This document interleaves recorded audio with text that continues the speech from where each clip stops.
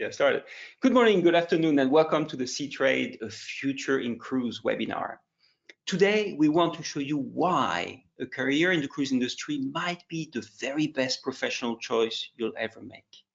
Today, we aim to reach out to you, aspiring tourism industry leaders, to explain how the cruise industry can foster career growth and professional success. My name is Bertrand, and I'm a cruise industry executive with more than 20 years experience both at sea and on land. But you see, I also have a passion for academia, and I teach hospitality students in leading schools and universities. While doing so, I recognize that the cruise industry does not have a voice in academia. We teach about hotels, we teach about restaurants, museums, airlines, but not really about cruise ships.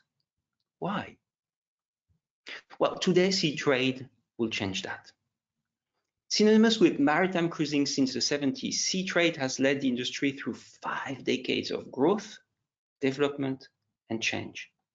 And today, Seatrade has lined up an amazing group of speakers to inspire you, share their personal stories, and help you decide that, yes, indeed, the cruise industry offers amazing professional opportunities, both at sea and on land. But first and foremost, we also want to share our passion for an industry that has brought so much to us, to our colleagues, to our friends. Now, without further ado, let me introduce our panels of speakers. Carol Cabezas is president of Azamara, an upmarket cruise company focused on destination immersion experiences. Carol joined Azamara in 2017, taking on responsibility for the full range of operations in the brand, including sales, marketing, revenue, finance, deployment, and of course, shipboard operations. Now, prior to joining us Azamara, Carol worked for Royal Caribbean Group, where she held a variety of leadership roles across sales, finance, and revenue management. Now, prior to her career at Royal Caribbean Group, Carol was a consultant at PricewaterhouseCoopers. Carol lives in Florida and holds a master's in finance from the University of Miami and a bachelor's degree in finance from New York University. Welcome, Carol. Thank you, Bertrand. Good morning to everybody. Lovely to be with all of you and to get a chance to share the passion that we all have for cruise with all of you. I think the wonderful. Oh, I'm sorry. Okay, no, sorry. I come back to you, Carol, and I'll give you the opportunity to introduce yourself. I'm going to introduce all the participants. Perfect. So next, Julia Siebert is Vice President at Columbia Blue Leisure, and born and raised in northern Germany. The close proximity to the North Sea definitely had a great influence on her choice of studies. Now, Julia completed a bachelor's degree in cruise industry management, and then she followed by a master's in European studies. Now, captured by the sea, Julia worked through different positions in the cruise industry. Her biggest achievement is her involvement in several major cruise ship conversion projects and the startup of 3 cruise lines in charge for product management and hotel operations. Now, Julia joined Columbia Cruise Services in 2017 and was trusted with the task to build the hotel operations as a new business sector. With the foundation of Columbia Blue, Julia has been appointed to Vice President, Leisure, Business Development, and Brand Strategy. Now, more importantly, today is Julia's birthday, so happy birthday, Julia. Welcome. Thank you very much. You're welcome, Julia.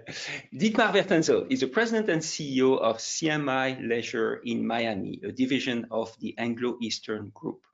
Now, a truly international executive, Dietmar has broad experience in all business functions such as operations, sales, marketing, human resources, customer service.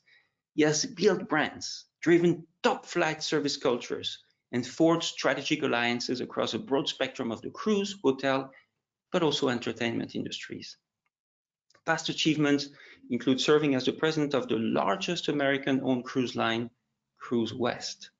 He was also the senior vice president of fleet operation for Celebrity Cruises. Before that, Dietmar was the Senior Vice President of Hotel Operations for Crystal Cruises, the world's most awarded luxury cruise line, having earned more world's best accolades than any other cruise line, hotel, or resort in history. As well, importantly, today is also Dietmar's birthday. Happy birthday, Dietmar. Thank you. You're welcome. John Wagoner is founder and chairman of American Queen Voyage, leader in US river and lake cruising.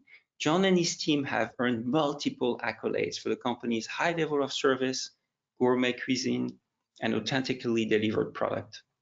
Prior to American Queen, John and his partners founded Hornblower Marine Services, which was later renamed HMS Global Maritime. John cites one of his greatest career accomplishments being founding HMS and watching the company grow from 1 employee to over 1,200 employees. Now, John received an MBA from California Polytechnic State University. He was also nominated Outstanding MBA of the Year and selected by his peers as the MBA with the highest stress tolerance. That doesn't surprise me, John. Welcome. Now, last but not least, Ricardo Pipers, he's Corporate Operations Manager with Viking River Cruises. Now, after studying hotel management in the Netherlands, Ricardo joined the cruise industry as a waiter with Holland America Line. At the age of 28, he took his first assignment as culinary operations manager, overseeing 300 crew and 12 food outlets with an average of 12,000 meals a day. In 2012, he joined the river cruise industry. Ricardo continued his career as hotel manager on board Viking River ships. And within 3 years, he was promoted to his current corporate role, overseeing a fleet of 16 river ships. Welcome, Ricardo. It's a pleasure to have you. Thank you. I'm happy to be here. Hello, everyone. Thank you, Ricardo. And more modestly, myself, Bertrand Petit, I come from a hotel and cruise background, having worked for many years in several operational senior management positions for Sofitel Hotels, Regent Seven Seas Cruises, Silver Sea Cruises, and V-Ships Leisure. Today, I hold the role of Director of Fleet Hotel Operations for Miami-based CMI Leisure, a division of Anglo-Eastern Group, and a leading provider of hotel services for luxury expedition cruise vessels. In parallel, I'm also General Manager for Ozonia Cruise Holdings, a Monaco-based cruise industry project management firm. And last but not least, I'm also actively involved in academia with several teaching assignments in various Europe-based universities and hotel schools, as well as board advisor at Long Island University in New York. Well, but enough with that boring talk. Let us hear from our panel now. So I'd like to hand the mic to Carol. Carol, tell us a little bit about yourself. Thank you, Bertrand. It's great to be with all of you today. Again, I think we're all here because we're passionate about the cruise industry, and we'll share a little bit about why that is. For me, of course, I was in a fabulous, exciting forensic accounting job at PricewaterhouseCoopers when I decided to join an industry. In Miami, cruise is a leading industry, and I found my way to Royal Caribbean Group. And when I did so, everyone that I met had been there for such a long period of time. They had jewels that said 10, 15, 25 years. And I figured this company must be doing something really right to be able to inspire people to stay as long as they do. And so I joined. I figured I can't go wrong when people have chosen to stay here as long as they have. And what I found is that we all had such a great sense of purpose because we love our product. We love what we do for people. Ultimately, what we are doing for people who come on board our ships, all of our guests, is enriching their lives and giving them experiences that they take with them and talk about as the happiest moments that they've ever had. And what could be better than that? You know, we're not saving lives every day like doctors, but we are greatly enriching them. And I find that the purpose incredibly, motivating. Thank you, Carol. And the sense of purpose, and indeed, so true. And this is also what I tell the crew whenever I go on our ships. You know, you create magic for your guests. You change people. And I love what you just said about the sense of purpose, Carol. Thank you very much. Julia, tell us about yourself. Yeah, Bertrand, as you already summarized, I already studied cruise industry management, but at that time, in the beginning of the 2000s, it actually seemed to be a rather brave choice in Germany and Europe, because the cruise market was still a niche market and yeah, very small. But I have to say, I took the opportunity, and maybe this is also a little life hack here. I actually financed my studies by working on board, doing onboard contracts during the semester breaks. But that really, these contracts on board reassured me that I'm heading in the right direction, and this is actually the industry that I want to grow up in. And I can only embrace what Carol says. It's not a job. It's actually a lifestyle when you're in this industry. It's you don't come to the office at 9 and leave at 5. It's part of your life, and it's part of what you're doing.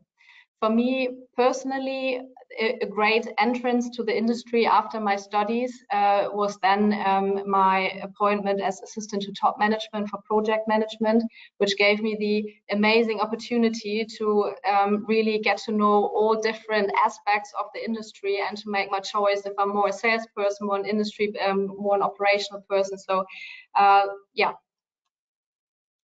I think I don't want to go into depth now. I could continue. No, but this is great, Julia, and yeah. You're right. You know, it's a lifestyle. You know, it's not just a job. I love what you say. It's a passion. It's a lifestyle, and we'll cover that a little bit during this webinar. Thank you very much, Julia. Welcome. Shall we go to you, John? Maybe. Yeah, so hey, great to be on such an esteemed panel here. And Bertrand, thanks for the great introduction. So to all the students out there, I'm just a boat guy. And I started, you know, working on a as a deckhand on a sport fishing boat when I was in the 6th grade, and worked my way up, put myself through college running sport fishing boats and commercial boats. And when I graduated with my first degree, a degree in marine biology, I found that I could make more as a sport fishing captain than I could as a biologist. So I did that for several more years, got an MBA in finance, and then went to work for opening up a 1,000-passenger dinner cruise boat. And from there, I found that I had a passion for business. And so now I'm a kind of a serial entrepreneur. Went on to start 3 different businesses, HMS Global Maritime, which started 5 of the riverboat casinos, and then started ferries division. And then we started government services. And about 12 years ago, I got the crazy idea that I could buy the American Queen, the largest paddle wheel steamboat in the world, get in the cruise business. I didn't do it for anything but the passion, and just the passion for the boat. And amazingly, that one boat in a matter of 10 years has grown into 7 boats. And now for the students, hopefully we get to talk about it later, but we've started a scholarship program with my old alma mater, Cal Poly San Luis Obispo. And Bertrand has got to see firsthand on the Ocean Victory that we hire these biologists and give them great career opportunities that they've never had. So Bertrand, thanks for the opportunity to introduce myself. John, thank you very much for being here. And I must say, John has so much humility. Him and I was hotel director on one of his ships, and we got to spend, John, you were on board for almost a month, right? Yeah. And it was the most amazing experience to be able to share John's stories. He's the greatest storyteller, and with so much humility, yet he created one of the best river cruise company I've ever seen. The products are just unbelievable. So thank you, John, for being here and sharing your story. You're making me blush, and it's not just the hot lights, or you're making me No. Dietmar. Thank you, Bertrand. Well, you know, obviously I do have a little accent. I was born in Austria, and you know, besides Apfelstrudel, I know Austrians also have a big expert in hotel management worldwide, at least when I grew up. And you know, I'm lucky. I'm 40 over, I hate to say it, but 40 decades in the cruise business. And you know, my first story was when I had to make a career choice. What do I want to do? And I remember I had one sister, and she had a friend, and she told me, you know, we chatted, and I said, so what are you going to do professionally? She said, I'm going to be a flight attendant with Lufthansa. That was in the early and late 70s, and I said, wow. I said, what do you need to do about it? Well, I study hotel management. So I said, wow. And then I remembered St. Augustine, here the quote, the world is a book, and if you don't travel, you only read one page. And that was my motivation. And then, of course, transportation and hospitality. I tried the airline route, didn't work out. And then the next best was a cruise ship, and I got stuck somehow. But it's a wonderful industry, and then really the traveling, going around the world. I mean, having your floating resort hotel with you, and that really, for me, was the passion. I think for anybody now, students to go in our business, the constant traveling, seeing the world and enriching yourself, we had their lifestyle, all of it comes into play. And from a career perspective, I was young, I started out, I was a dining room waiter and made it in the executive suite. So and it was a young business, it still is, it has grown, it's a niche business. And all the qualities you learn today, the international aspect of it, being it the guests, all of this. But for me, it worked great. So I'm here now in Miami, in my office. I met my wife on a cruise ship. What can I say? There's been many ways. I'm very grateful to the industry. But so it's a great career path. So I started out, early, and then I took a break. And in my times when you were from Austria, and then we all had to go to Switzerland because the Swiss were known for quality from the Swiss watches, and also if you wanted to be perceived as a quality hotelier, so I had to go to Switzerland, did my studies there, and then somehow I said to myself, from the Swiss Alps, I went back to the industry, and I became actually the first concierge in the cruise business. And that was an idea, at that time as a company, and from there on, I was a young hotel manager, and I also remember there was they always talked about two words, marketing and McKinsey, and that was in the early 80s. What is McKinsey? And actually, that was the company all our executive came from. So many things, coming from Europe, but also I learned that in Europe we have different ways of looking at hotel management. In America, it was all about sales, marketing. But at the end of the day, today we talk about the global standards and world-class companies, but the cruise industry offers so much, and we know so many of the panel, we worked on ships, but also you can start your career in the office. But it has been great for me. And then I moved shoreside. I was also lucky, starting a new cruise brand with Crystal Cruises. I was a hotel manager for many years, and then I came here to Miami in 1991 as a vice president. And I'm still here in Miami. In between, I visit some other places, but so nevertheless, I have seen the industry from, as I said, corporate suite, and also, but on the ship. So you have a really wide sweet spot of career navigation. So I hope every student, welcome to our industry. We need you, and I can tell you, it's a wonderful opportunity. And if we need to today be mentors, and we invite you to join us. Thank you, Dietmar. And also on the side note, Dietmar is also involved in academia. So this is also how we first connected, actually, a while back, maybe 4 or 5 years ago, 4 years ago. And I like what you said, Dietmar, if you don't travel, you only read one page of a book. So thank you for saying that. Ricardo. Well, hello, everyone. Very excited to be here. Many things already said. The cruise industry is indeed a lifestyle.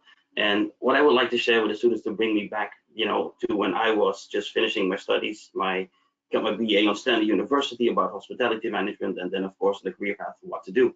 So instead of really, like my classmates going to the traditional hotel chains, I decided to go for a cruise ship, and I applied, and within 2 weeks they offered me a job as a dining room manager. But I actually said, can I go as a waiter, because I have no idea, because in those days cruise industry was a big unknown. So I took it. 2 weeks later, my suitcase, they flew me to Valparaiso, Chile. And this was the first time ever I experienced a ship, standing there with my suitcase, get on board, and then really, was blown away. First of all, it was a roller coaster ride, not only about emotions, feelings, but also how things work here, completely different than what you used to be from ashore. The diversity, all the people I met, that was so interesting. And then, in a matter of time, like you really start exploring little cities left and right, but also on board, I saw slowly seeing the career opportunities, but also an industry that really was willing to invest in me, and that we do today. As Dietmar said, we're now really mentors and really guiding young talents, and also that was opportunity was given to me. So that's also what I really want to share. There are great mentors out there, and I was able to climb the ranks very rapidly. and also met my wife there. Also something, it was nice. We worked together for 2 years, sailed a little bit together. So yeah, no, just a great industry, you know, and I really hope that we can inspire some people to look into the opportunities that we can offer. Super, thank you, Ricardo. And Dietmar and Ricardo also point out something interesting. You know, going into the cruise industry will not only benefit you from a professional standpoint, but also from a personal standpoint, right? You met your wives, so what's best? Part of the lifestyle. Yeah, part of the lifestyle, like Julia says also. And on a personal level, I'll share also a very quick story. You know, for me, I've had a passion for cruise ships since I was a little kid. I don't know why, for liners. You know, I look at the Titanic and the grand liners of the last century. And I knew I wanted to work in the cruise industry. That was something, and I came from a family that has nothing to do with the cruise industry. You know, they're all doctors and things like that. So they were like, "What do you mean you want to work on a cruise ship?" You know, and I knew I wanted to do that. So that's why I went to the US and I got my MBA there, because I wanted to give myself the tools to do that. I first then joined a hotel company, Sofitel, at the time, because Sofitel owned Costa Paquet, right? So I knew going into that company would sort of give me an opportunity to go into Costa Paquet. And they said, "Oh, work in Sofitel." I was like, "Yeah, fine, you know, of course, great brand." But obviously I had my eyes on Costa Paquet. Now, 6 months after I joined, they sold Costa Paquet to Carnival, right? So I was like, okay, you know, but I was very happy. And then I had the opportunity. I met with a great lady.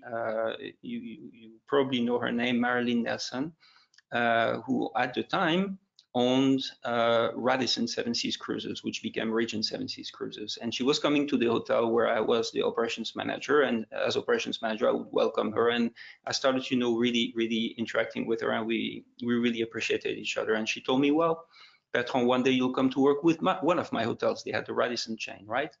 And I thank her. I said, "You know, I'm actually happy with Sofitel, but that said, you have a cruise line. The day you have something in your cruise line, call me," and then we talk. And within 2 weeks, they called me, and I told them, you know, I said it's a little fast. You know, I'm not leaving Sofitel like this. You know, I was very happy. You know, I need this needs to be thought a little bit more thoroughly. And come back in a year, because I'm committed to do this opening. I was doing the opening in Washington, D.C., and I need to finish that. You know, the president of Sofitel North America is still my mentor today, Eric Anderoir. He's a great friend, and I could not just leave like that. They came back a year later, and of course I said, well, then I went to my boss, Eric, and I said, "Eric, if I don't do it, I'm going to regret it for the rest of my life." And he said, "Yeah, okay, cool. You know, go. I know in 6 months you'll be back. You know, you'll hate it, you'll be back." They threw me a big party, and there I go. And I went, you know, and I joined my first ship in Vancouver, and it was the Regent, well, the Radisson at the time, the Seven Seas Mariner, which was brand new, superb ship, one of the best ship at the time.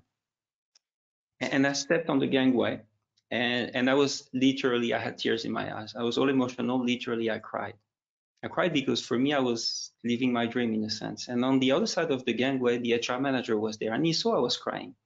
And he looked at me, he put his hand on my shoulder, and he said, "First time on a ship, right?" And I said, "Yeah." And he said, "Don't worry, we'll take good care of you." And I looked at him and I said, "I know that's not what I'm crying. I'm crying because I'm living my dream." And today, this is what we want to share with you. Our passion, our dream, and to show you that, you know, we look at this panel of people. We are what we are today because of this industry. And we are so excited of the opportunities. I joined this ship 2 weeks later. I was in a management program, leadership management program. It would not happen on land. The opportunities are incredible. And that's what we want to share with you today, and hopefully inspire you to join one of our lines. Now, I may add something about Azamara. And I invited Carol here. And Carol wasn't part of Azamara, or I don't think she was part of Azamara then, but a few years back, I had one of my students who said, "Okay, well, I really want to join. You convince me. You know, I'm trying to convince them."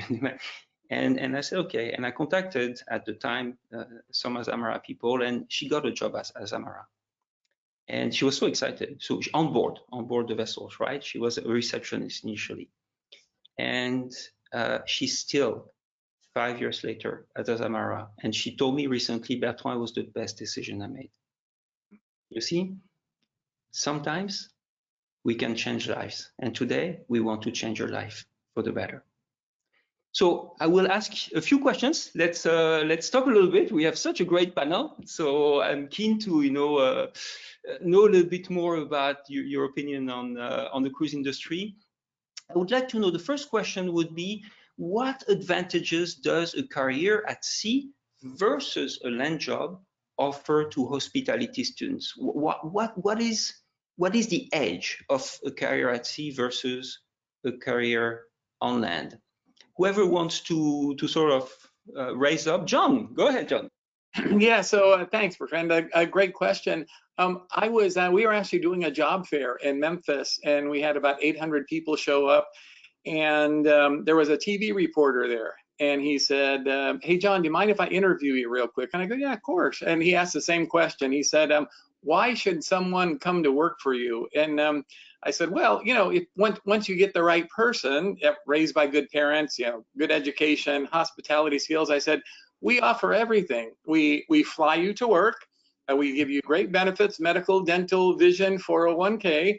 We pay for 3 meals a day. And I said, we pay for your cable TV. You don't have to spend anything. And as a student, this is great. We also have automatic deposit. And so, the funds are deposited automatically into your account. So it's a forced savings plan." And I'll never forget the TV reporter. He looked into the camera and said, "Honey, go wake our son up. Tell him to come down and get a job." But it's really perfect. And especially if you're living at home yet or just out of school and you don't have an apartment or car, you can put away a ton of money. And if you're smart like Dietmar, you'll marry someone and you'll share a cabin and you'll put both paychecks in the same account, which works really well. I'm not sure if it was smart, but I'm still married. It was a smart decision, trust me. That's great. Yeah. Now also I think for the students, if you look at the hospitality, transportation, but Las Vegas, for example, all the casino, entertainment on a cruise ship, in hospitality, you have the exposure of all the you have a retail operation, you have the 30, 20 restaurants, you have an entire food and beverage operation, you have a, entertainment, which you don't normally get in a regular resort or land-based, limited full service. So from a hospitality hotel operation aspect, you have everything there, from F&B spa operation, then you have also the shore excursion, you go to different lands, so you have land-based operation, casino, another thing, retail, food courts, so and the entertainment portion. So you get exposed to anything in the experience hospitality business, which you only get at Disneyland or Disney World or in Las Vegas, right? You don't have this opportunity. Only cruising offers that. So you get the big, broad experience. Yeah, very good point, Dietmar. Yes, Carol, go ahead. I would agree, Dietmar. We have everything on board. We're a floating city, right? When you think about all of the things that we do for our guests on board a ship, and the thing that I think gives a student a competitive edge when they've had an opportunity to work on board is you've had the most intense experience you will ever have in any role, because the guest is in front of you and you have to be quick on your feet. You have to figure out how you're going to satisfy that guest, not, after you have a meeting next week or a month from now, right now. And so that kind of training is rare. And once you're able to have that kind of experience and excel, any environment that you go to, you'll be able to really handle things, pivot, think on your feet, be quick, and understand how to influence people. Because when you have people on board an environment for 10 days, it's not like at a hotel where somebody might be there for a couple of days and then they're off. No, you are satisfying them from morning to night for all of that time period. They get to know you. They get to understand the environment, and you have to learn to deliver at a very high level for an extended period of time. And if that doesn't prepare you for anything else, I don't know what does.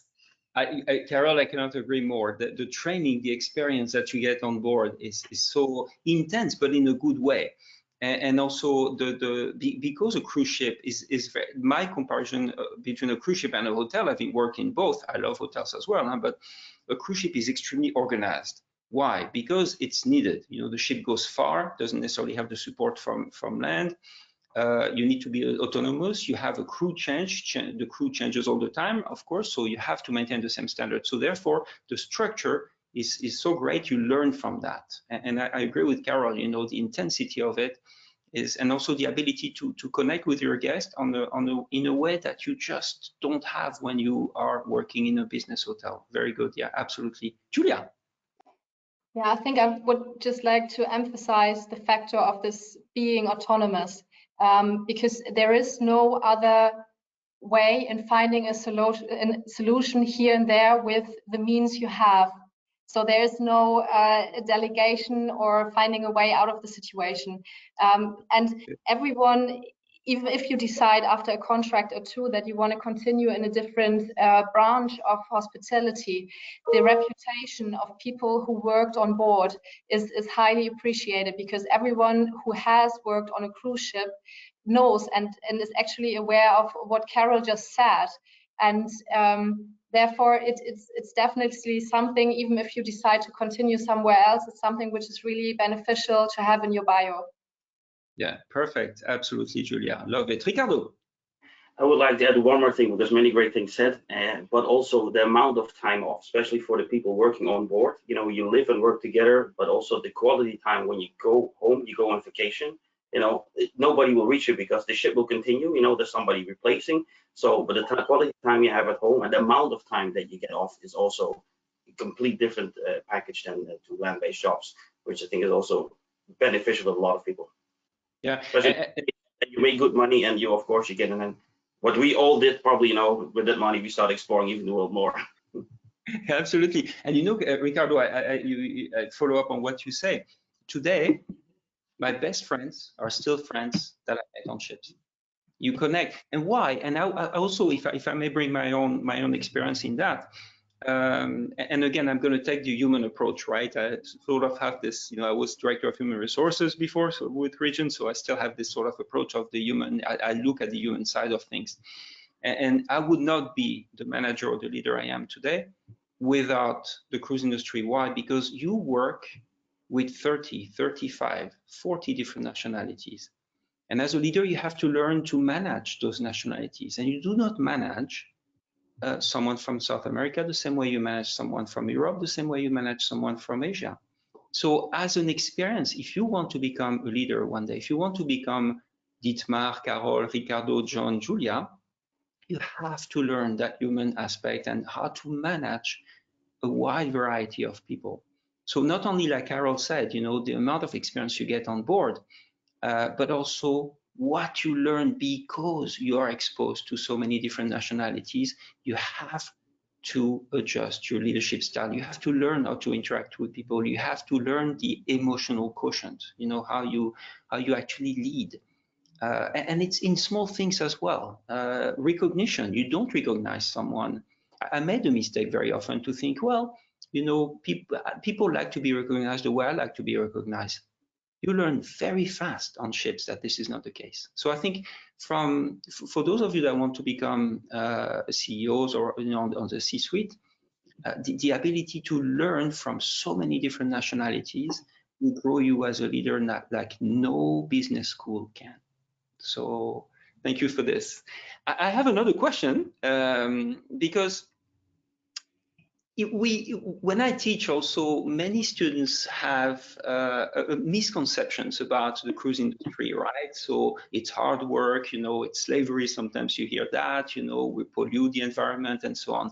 What are some of the misconceptions about the industry that you think warrant clarification? What do you think?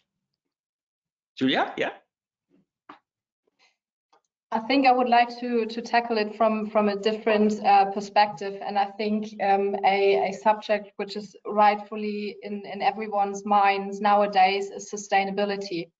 And I think I would like to point out our role as an industry in this aspect, taking into consideration that actually less of 1% of the worldwide shipping fleet, taking all kind of shipping categories from commercial ships over tankers, container vessels, etc. into consideration, are actually cruise ships.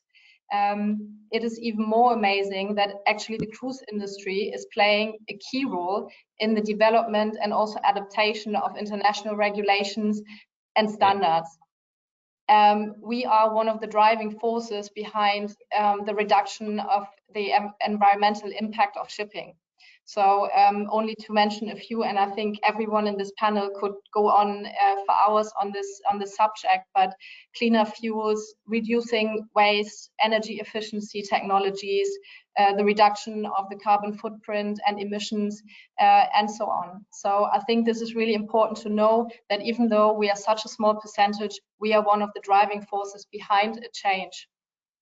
That is so true, Julia, and I learned that, and it's true. Most of the technological advances in shipping come from the cruise industry today, and people underestimate that. And I saw that also with John and Dietmar on our vessels, where, for example, they look in a very holistic way on the impact of the vessel, not just from what's coming out of the funnel, because right now, this is dealt with in a sense, it's clean, but also what noise the ship makes, because noise is disturbing to the marine life. So they're also working on reducing noise, reducing the toxicity of paint, reducing what you have on board. So indeed, I support what Julia says. The cruise industry is a driving force in change in terms of sustainability.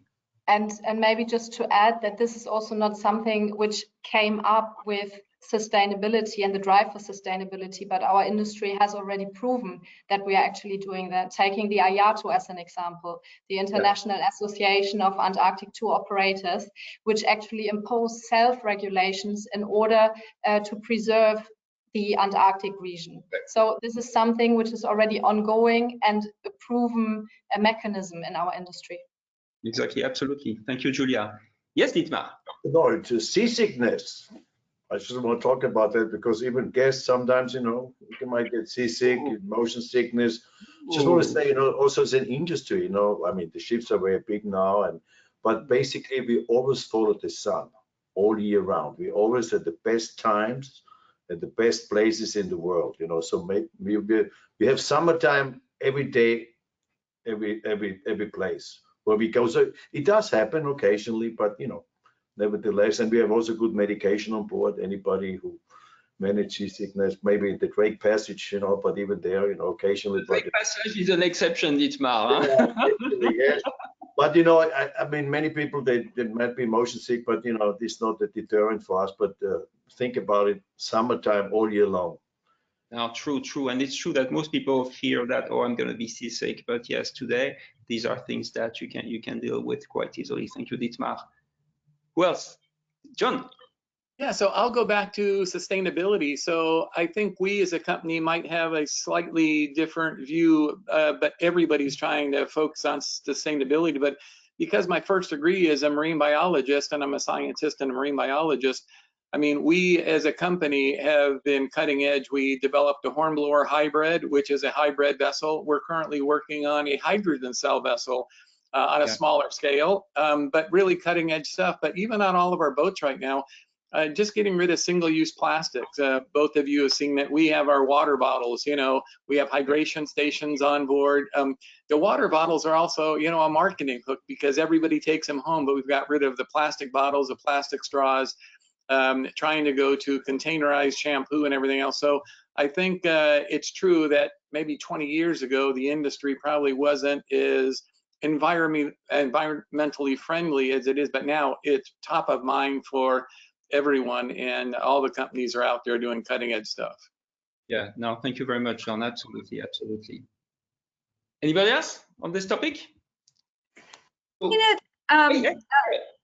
A quick point on one other point that sometimes gets brought up, and that's what is happening to communities that we're visiting, right? Are we bringing too many folks to different communities? And speaking from a small ship type of experience, I can say the community, we try to diversify how we take guests to different types of communities. And it's been really well received in lots of smaller places that we're able to enter and been able to help out some of these communities. I'm thinking about certain places in India and Africa where we've helped bridge the gap in understanding. So our guests are able to learn more and appreciate different cultures and some of these different areas where they can continue to support and help and provide even more understanding when they go home with their friends and their family. And so I think it's something that this isn't just for somebody to go and enjoy something. We're also able to give back to the different places that we're visiting. Absolutely, very good point, Carol. And actually, I may point out that Azamara does something that is leading in one way. For example, they say, well, most cruise ships, right, they will go in a port, let's say, from 8 to 5, right? And then they leave at 5. So they bring the bulk of guests at that period of time during the day. Now, I saw a presentation of Azamara, and I think this is quite interesting to say, well, we're going to cut that. You know, this is a paradigm that we can change. We can stay longer in the evening. So we bring also business to those communities in the evening. You make those communities alive, bringing them business, and also showing your guests the real life. You know, it's also about education. It's not just you're going ashore, do a tour in a bus, come back, right? You're also showing them the life. So not only you bring value to those communities in the evening, as opposed to just a bulk of people, like a crowd of people. So you spread the impact, and you bring life also at times when maybe that life is needed, and you educate your guests to the real destination. So that's also what Azamara, I think, does quite uniquely and is leading. So thank you, Carol, for that. Yeah. I also might want to add, if that's okay, you know, about sustainability, because, you know, being, you know, on the ocean, but now focusing more on the river, also there we're really leading, because we're really installing in every port we are reinstalling shore power. We really are working also with hybrid engines, and now we even start replacing generators with battery packs already.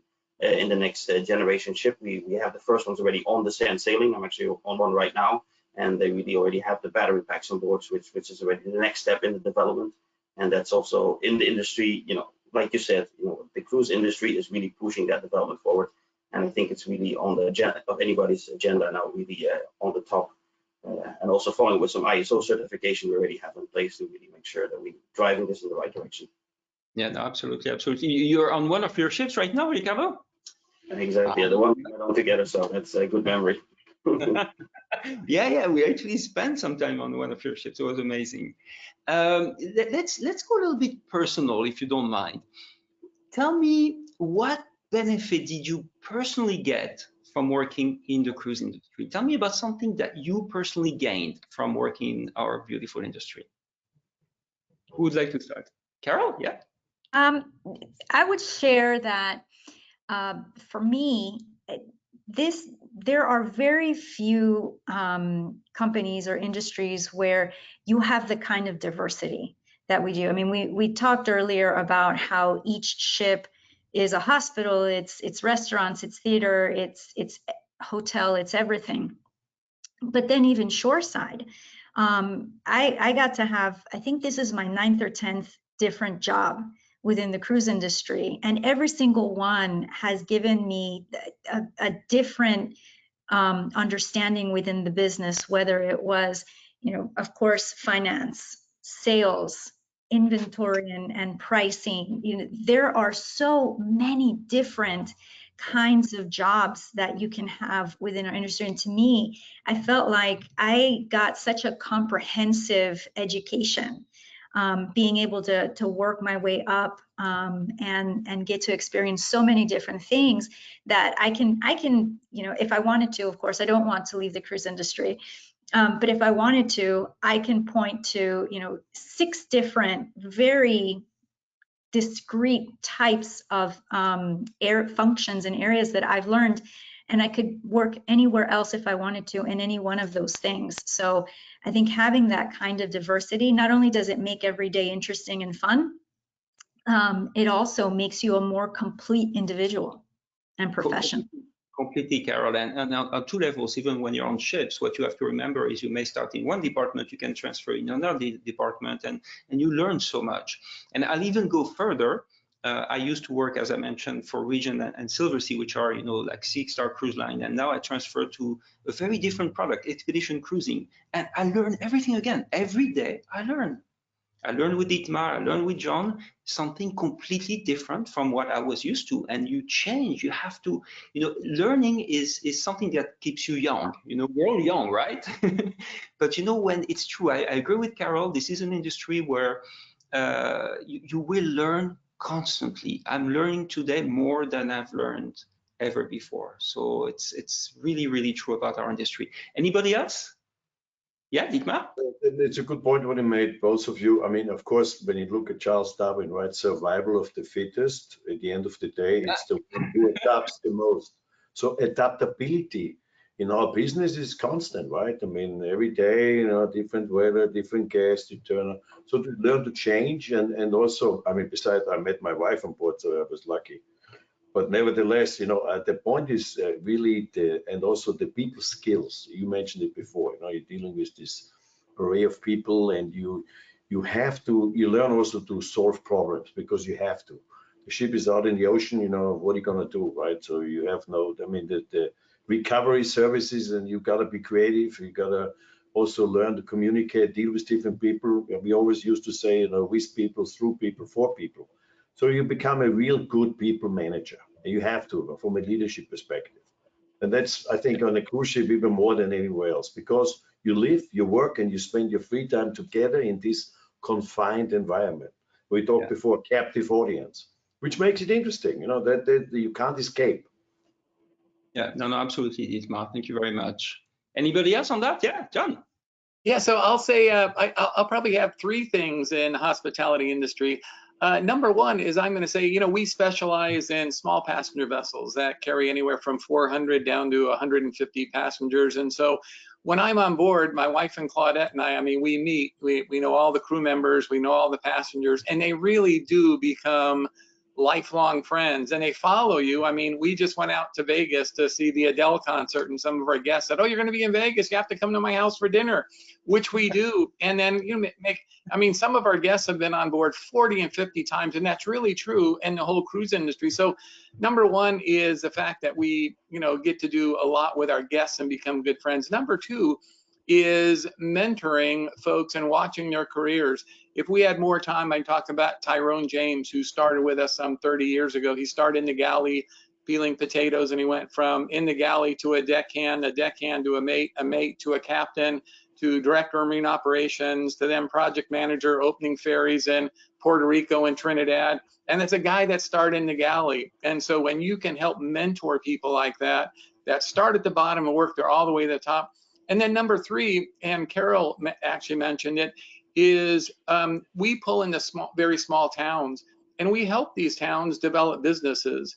For example, in Natchez, one couple there, we've helped them develop 3 different businesses, and they built all those businesses around our boats. And so to help them shoreside and to help them as a businessman and help them develop businesses and sustain a livelihood, it's one of the reasons we bought the American Queen early on, because when that boat went under, all the small businesses along the river failed because they didn't have the tourist support. So just as Carol said, we don't overwhelm a city. In fact, we help these small cities grow and prosper. When we bought the American Queen, we based it in Memphis, and the University of Memphis did a study, and they said by just basing that boat in Memphis, we'd bring $88 million of economic benefit a year. So lots of good things in the hospitality industry. Wow, thanks, John. Thank you, John. Ricardo, you wanted to add something?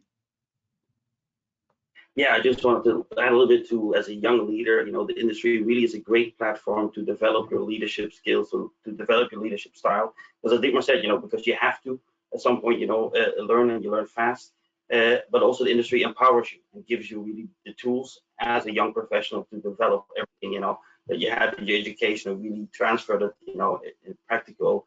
And really, with all the diversity, with all the people, you really adapt fast and you learn fast. And it is really, for me, is really also a passion nowadays. It came to the platform was given to me, now give back to everybody else and help the young talent to grow within the industry. And I think there's no better way out there than really develop that leadership skills in this industry. Very good, very good. Well, thank you very much. Well, I'll ask you a last question and then we'll go. We have a few questions from the audience. But first, I'll ask you the last question, and again, I'll go deeper personal if you don't mind. What advice would you give your younger self at the beginning of your career? In a few words, let's try to say it in a few words. What advice would you give your younger self at the beginning of your career? Who would like to start? Yeah, Ricardo.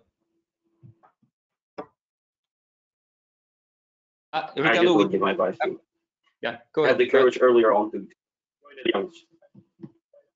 So I said I would advise myself, encourage myself to go on education and to. I think your voice is cutting a little bit. Your voice is cutting a little bit, Ricardo. I'm sorry. Let me try this. Now you're okay. Go ahead. Myself to basically join earlier. Have the courage. Yeah. All right. That's a good advice. Anybody else? Well, I say, go ahead, Carol. Carol, you want something? I would say short and sweet. Don't sweat the small stuff. You know, when you're young, you get worked up about things so much sometimes, and you can't. It's not worth it. You don't. I always say, no, you will not remember it a year from now. It's not worth it. Very good advice, Carol. Julia, and then Julia. Yeah, I would say utilize all opportunities to network and utilize any kind of opportunities for internships and to get practical experience, because only the experience that you haven't made will in the end be the ones that you regret. Yeah, very good advice as well. Thank you very much. We do have, thank you, Frances from Seatrade. We have a few questions from the audience. I'll just limit it to maybe one or two because we are running out of time. One question is, are there positions for cadet engineers to do their training on board in the industry? Who would like to cover that? I think it's sweet and short because the answer is very clear. Yes. Yeah, voilà. Yes, of course. Of course, this is actually something that even cruise lines are favoring. We love to have cadets on board because it's an opportunity for us to train people and to identify great talents, and then obviously to try to retain them. So the answer is absolutely. Let's see if we have another. We have another question from the audience. We have several. Can you explain how to become a cadet? Who would like to cover that? Yeah, John. I mean, so Bertrand, in the US here, there's 5 different maritime academies. We work with all the maritime academies, and if they're speaking about a maritime cadet, and so as part of their training, they actually have to do shipboard for 6 months. And so we bring them on, we train them, we give them hands-on training. And so they just get to apply through their university and contact the cruise ship. But we love our cadets, and we find that 50% of them turn into full-time employees. They come back, they love us. Yeah, no, absolutely. And most of the ship management companies actually have cadet programs, so it's easy to enter that, and obviously then to follow the path of becoming an officer. So absolutely, absolutely. Any final words from anybody before we give our final thoughts to the audience? Anybody wants to add anything? Yes, John. So I'll just put a plug in. You know, as I said, grew up as a biologist, and when I was a biologist, I found that as a student, there weren't very many opportunities. And so now that I own a big company and everything at Cal Poly San Luis Obispo, we've created a training program where biologists get to come on board our expedition vessels. And as naturalists, they work in the zodiacs, and they get to tell our guests about whales and bubble feeding. But they also have to do a presentation every night. And we started a scholarship foundation, so even our guests can donate to that foundation. That we call it Help Put a Biologist Through School. But it's great because not only are they a biologist, but they spend enough time in the zodiacs, they can get their 100-ton master's license for operating zodiacs, and once they have that, that's a first step and go up. So look for those kind of programs that will help you grow and prosper in a great industry. Yeah, great advice. Any final thoughts, maybe Julia? Julia? Sorry, I was on mute. Oh, okay. Yeah, I think what is also good to understand that an on-board career is a great path, but also the shoreside job opportunities are really various, from regular finance through accounting, through a commercial task to operational task, procurement, etc. It's really every management company and cruise company also nowadays offers really great opportunities to grow, and also I think the same approach, and what makes our industry successful, this approach of being vibrant and develop people, this also continues in our shoreside organizations. So I would really encourage also, if you are in a field where I think that might not be the typical I'm not a waiter kind of, that doesn't mean that you cannot work for a cruise company or a management company. So Exactly. definitely check out all of our web pages for job opportunities, and I'm sure we will find something to do for you. Exactly, but very good point, Julia. It's not just, people tend to think, oh, but I don't like to be a waiter. I don't like to but there's so much more. There's so much more. Absolutely. Dietmar, yes. I forgot actually, one more thing is true for us, because we're on a cruise ship, you don't need to have a work permit, I mean, like, you won't live in the United States of America. So anybody, we are a global company, right? Global, anybody can work on a cruise ship. So, I mean, it's less regimented, you get an easier work approval, and that makes it interesting. And if you work for Hilton or Marriott, you work for one country. When you work for us, you have 100 countries in 1 year visiting. So that's really exciting. So sign me up. That's true. Thank you, Dietmar. Carol, last thoughts. Yeah, I would just emphasize we're always looking for talented people, and talent is mostly in here, like what you're bringing, your passion, your perseverance, and we can teach you the rest, right? So if you dream it and you want it, you can make it. And check our LinkedIn page. Absolutely. Thank you, Carol. Ricardo, last thoughts. Last thought, we're really a people's industry, so we really need young talent, and there's a great platform for any career. Like just said, not only on board but shoreside, we have many opportunities, and it's really worthwhile to look into, because I never regretted it. So I'm looking forward for the future, and also hopefully meeting young talent and welcoming them on board our industry.